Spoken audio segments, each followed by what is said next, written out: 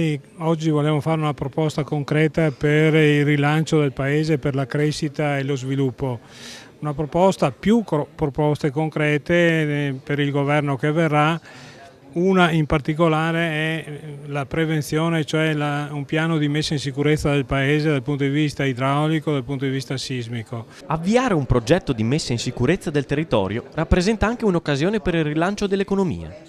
Per questo da Padova la Federazione dell'Ordine degli Ingegneri del Veneto ha lanciato un piano di prevenzione dal rischio sismico e idrogeologico. I terremoti ci sono stati, ci sono e purtroppo ci saranno ancora anche in futuro.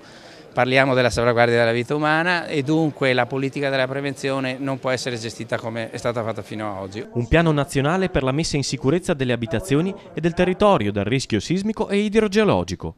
È quello che da Padova la Federazione dell'Ordine degli Ingegneri del Veneto propone al prossimo Parlamento. Noi abbiamo edifici di valore che sono datati e che non sono sicuri dal punto di vista sismico. Su questi bisogna intervenire a partire dagli edifici pubblici e poi per andare nei privati.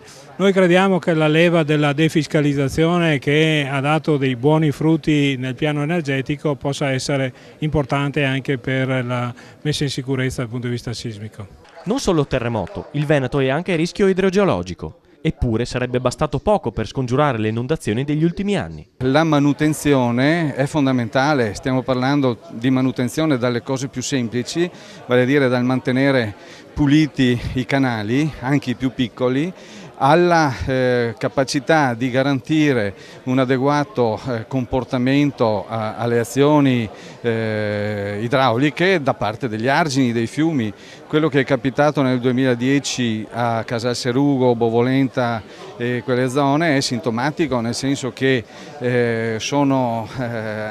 abbiamo avuto il cedimento di argini per, ahimè, scarsa attenzione alla manutenzione degli stessi. Quindi basta poco, ma con questo poco si garantisce un comportamento corretto al nostro sistema idraulico. Secondo gli ingegneri, un piano per la messa in sicurezza del territorio rappresenterebbe anche un volano per il rilancio dell'economia. Noi sappiamo da sempre che l'edilizia, in senso generale, è uno dei settori che ha il maggior indotto in termini di produzione, no? Di qualsiasi altro campo degli investimenti e delle attività. Dunque da sempre rilanciare l'edilizia significa dare una grossa spallata al rilancio dell'economia.